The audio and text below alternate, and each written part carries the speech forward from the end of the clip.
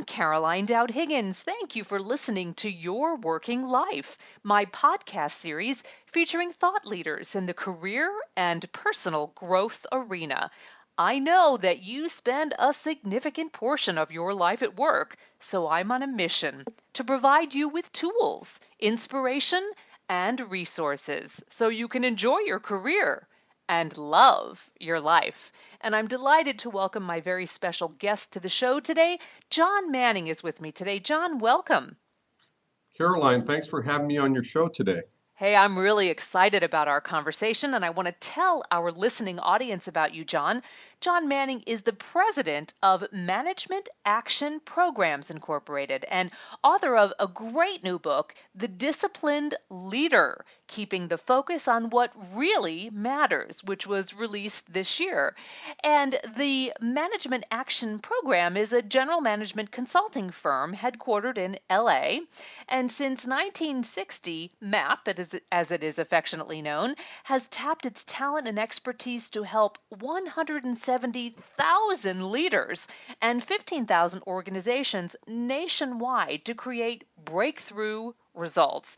Now, John has diverse experience in business leadership, having held executive positions in Fortune 500 companies in operations, marketing, and sales. He's formerly the director of operations for McKesson Water Products, and he was also part of a leadership team that took that company national. And today I'm so thrilled for the opportunity to talk to John about his new book, The Disciplined Leader. So, John, let's dive right into it. What made you decide to write this book?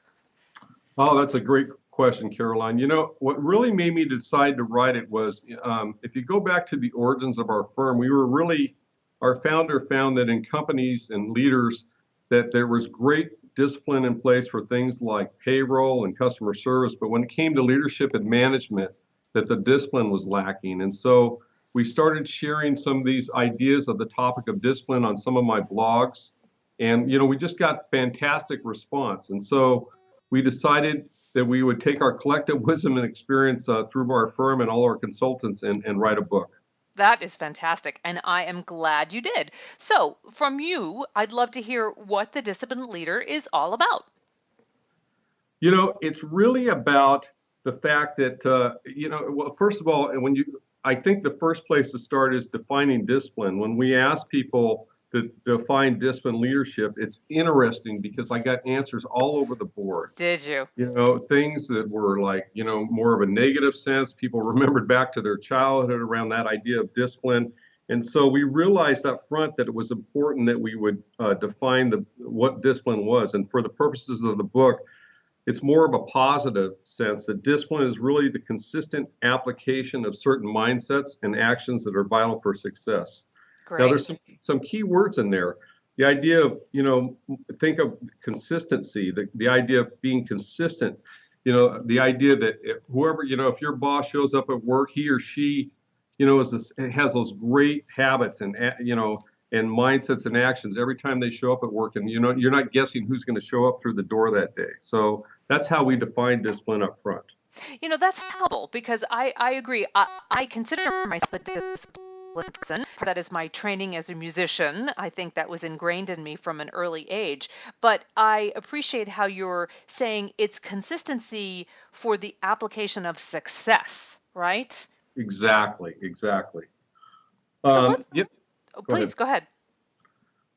You know, the other thing is it's really about, if you think about it, it's about the ability, and I talk about this in the book, we talk about focusing in on the vital few. It's those 20% of activities that really drive 80% of your results. So help me understand what that means, John. You know, we often hear about the Pareto principle, the 80-20 rule, but in this situation, what does that mean with the vital few? Well, I think in leadership and management today, you know, there's so much noise out there, right? Yeah. There's times when you're driving home or you're commuting home or maybe you're home, but you think, and I've had days like this where I just drive home and I thought, what did I really get done today? Hmm. Was I really focused on the things that really mattered, that really were tied to my goals? And in terms of your vital few, they're always tied to your goals. So let me give an example of that. Okay. If you're in a job, let's say that you're responsible for, you know, selling something. when you're in that activity that's selling something, you're focused on your vital few. Now, there's a lot of other stuff that happens during the day. You think about all the communication, emails, phone calls, but it's really around those things at a job level, for example, or a leadership level that are going to, that are tied to your most important goals. Now, a company has a vital few. So, at a company level, it could be things like, product quality. It could be delivering outstanding customer service that's better your competitors. But and even at a life level, you have vital few. So at a life level, you probably think, well, watching TV isn't one of my vital few.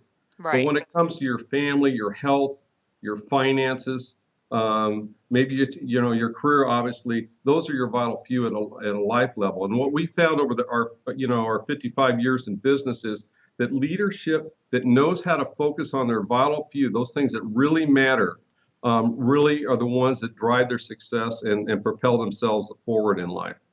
So I know I've got leaders out there listening and emerging leaders and executive leaders. So, all different rungs on the hierarchical ladder. So, for the leaders listening, how do they identify their respective vital few? Do they work with coaches? Can we glean this from the book? How do you figure out what is important to you?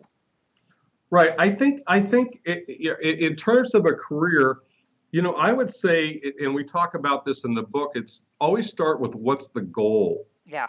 So, if you're talking about in a position, and by the way, Caroline, this is the question I get asked the very most. How do I identify my vital few? Yeah. Well, just going back to the job level, I think it's really got to be tied to your goals. If you looked at, whatever you're responsible for in your job and your leadership position, those things that you're really being held accountable to that are going to drive your success, it's those activities that really are directly tied to achieving those goals. But in business today and in life overall, there's just so much. You're so busy doing so many things during the day. It's really about your ability to prioritize those things that are tied to really driving goal achievement. One example in my firm is I'm responsible to help bring talent into the company, and so Got it. when I have my board meeting, they're asking me, okay, how are we doing against that? Well, I got to realize that I got to devote so much of my time during the week and during the month to those activities that are really bringing new talent in. And so that's just an idea of, maybe an example of one of my vital few. That's great. That's great. So, in the book, you talk about how a disciplined leader understands that people are really the greatest asset, their greatest asset. So, how does a leader reflect that in his or her behavior? And maybe you have an example, John, to help illustrate that. That is so true, isn't it? But just back to the whole to the people thing. When you have your people that report, that are working for you, Right. and you get them. Let's go back to this vital few question for a minute. Okay. When you have an organization where you get people that are focused on what really matters, the vital few in their company, and then you get your people aligned to that, and you get everybody aligned to that, it's such a powerful experience in terms of driving performance. And working in the entrepreneurial area, and we have a lot of entrepreneurial clients. This is always a challenge for them, but when they do get people focused on, drive that accountability and get their people aligned to that, and then start coaching and developing them and getting them focused on those things and getting everybody on the same page, it's such a powerful exercise, and it yields so many powerful results. And so I think that a disciplined leader really understands that, inside of a company, that the people are their greatest asset, and that they're going to live and die by their results. And so right. So they're going to focus their energy and their coaching and their passion towards the development and the alignment of their people and really getting people engaged and aligned. And one of the things that we work with our clients is really around an accountability system that does that. Nice. Nice. I love that. You're making me smile. You can't see me because we're, doing a podcast, but I think that really builds morale. And I believe, John, that passion is contagious or infectious, however we want to talk about it, right? But if you as a leader inspire others to buy in so they feel responsible, accountable, and passionate about that goal, then great things are going to happen. That's so true, Caroline. It's so true. And some people see accountability as a negative exercise, but it can't be further from the truth. people want to know how to win at work. Yeah, And when I you agree. coach and when you coach and develop them and show them, how to do that and how they're going to be measured, and you recognize, I mean, because for me, accountability is about recognizing good performance, to your point. When you do that and people feel like they're making that contribution, you can it's really about investing in your people, right? And paying attention. I'm with you. And employer engagement, there's a lot of responsibility on the leaders to make sure that they recognize great work. We tend to focus on performance evaluations and talk about the weaknesses and the blind Right. spots, but I believe that we need to talk more about what's going well, right? Exactly, exactly. And when you have regular accountability means you can do that. And not just the numbers too, but also recognizing people who align to the values of the company. Exactly. It's not always Exactly. about the numbers, but also those things that around their behaviors and how Right. those things contribute. Like for example, if one of your values are teamwork, and then people are team players. It's a great time to focus on that and recognize people. John, let's talk a little bit about advice that you might give someone who is at the beginning of their leadership journey. We have a varied audience, and they are at different points in their careers. And I know many of them are high potentials and emerging leaders. So, what would you tell them specifically? Great. Well, in chapter 17 of the book, I quote Alan Lakin, who said, "Failing to plan is planning to fail," and it's really true. Yeah, I so think, true. right, the first step for someone to begin their journey is to really develop a professional development plan. And the reason why I say that is it's so self-empowering to sit down and write that out. And it's really not about the exact format or the template, but it's really around just finding a way to get your thoughts down and creating that blueprint for measuring progress and achieving your career goals. And it really should start with what we talked about. What's the goal? What am I trying to, where am I want to go? Who do I want to be and how do I want to get there? And that plan will naturally form direction for you. Just the idea of having some goals down, some activities, whether they're perfect, they might change over time, but it just gives you that direction to help create your odds of success by creating focus around it. And thank you for saying it can change over time. I know sometimes the concept of a plan is paralyzing for people, but we as coaches have to help them understand it's going to zig, it's going to zag, it's going to Right. change a little bit, but the plan itself is part of being disciplined, right? And part of having an action plan for success. Exactly. And I also think having a coach like you or somebody who you can share that with, even when you draft that first plan to get some feedback for what am I missing, and just getting somebody involved, a mentor or somebody, a trusted advisor you have is a great step because it creates a little accountability. Agreed. You get a little outside input that's really important in terms of your taking that first step. Absolutely. And it becomes real when you share that process with someone else who can hold you accountable and give you some motivation. But good segue, John, you talked about mentoring in the book. And what do you feel is the value of having a mentor or even being a mentor? Because I believe it can be a two-way street. When I look back at my career, I mean, the things that I think I'll remember the most, to your point, is really the people. All the things you went through, they're important in the accomplishments, but I think when I look back, it's really the people that I'm going to have the memories of. And I just personally can share with you that I've been the benefit of some great mentors in my life earlier in my career that took me under their wing and really gave me a leg up and really gave me a lot of great insight and advice early in my career when I absolutely thought I knew something, but I actually knew nothing. But I think for me, it goes beyond business. It's one of the reasons, one of the purposes I think of our lives is really to give to others, and I think mentorship does that. And I know, so I know what it's done for me in my life, but I also think when I've been able to help somebody else, and sometimes it could just be I could give you an example where just maybe, I stopped and helped somebody who was struggling with the boss, and then years later they come back to you and say, that time you gave me some coaching on this thing I went through. Boy, it just made a huge difference. So Oh, sometimes yeah, the little things can make such a big difference in somebody's life.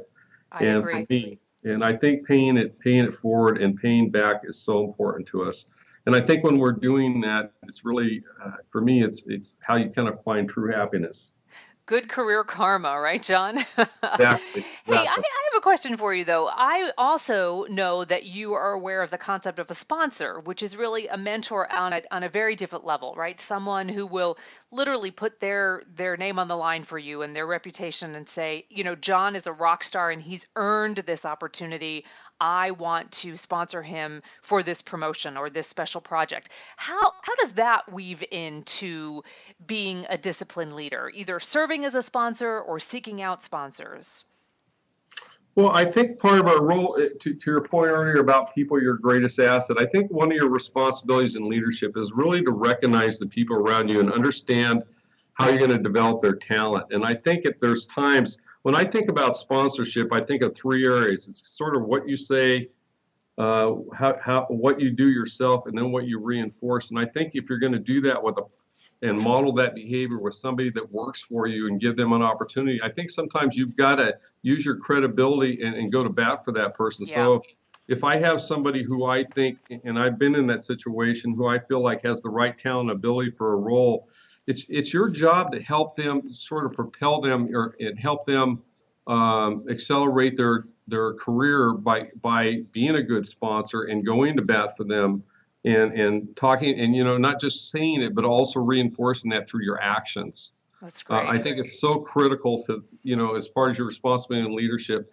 because high performers, if you're not working with them and helping them get those opportunities, they're going to leave and go somewhere else. And you can't worry about sometimes saying, well, I'm going to lose them off my team. You've got to do the right things, because in the long run, that's going to pay off for you in terms of, other people are going to want to work for you. So I think it's so important. I so agree. And it is tough because quite often as leaders, we see these amazing high potentials and they are so recruitable, right? And it's hard to retain them. So two phenomenons that I have experienced in my career. One, they leave, but they may come back, right? And in that alumni capacity to the organization, and the engagement is even deeper because of their heightened experience. And as you said so beautifully, it also shows others that, look, you are growing people. It's not just about what can you do for the organization. And I think that's a good philosophy in life. Absolutely. Well said, Carolyn. I totally agree with that point of view. So, John, let's talk about how we can buy your amazing book, The Disciplined Leader, Keeping the Focus on What Really Matters. Well, thanks, Caroline. It's probably the easiest way to buy it is just to it's out on Amazon. So you go to Amazon and under the Discipline Leader. If you want to know more about my firm, you can just go to mapconsulting.com. Fantastic. And you are very active in social media. So I understand you're on Twitter, Facebook, YouTube, and LinkedIn. And this is all with Map Consulting, correct? Exactly, Caroline. Fantastic. So if we pop in Map Consulting to any of those social media engines, we will readily find you. Thank you so much. John, thank you. What a joy to have you on the show. I wish you great success with the new book, and I hope that our paths cross again soon. Thank you so much, Caroline. Thank you for having me on today. Be well. And I want to thank our audience for tuning into Your Working Life, where my goal is to help you design your career destiny so it doesn't happen by default. True career and life satisfaction is possible, and it's time to embrace what you love doing so you can do more of it. I'm Caroline Dowd-Higgins. Take good care.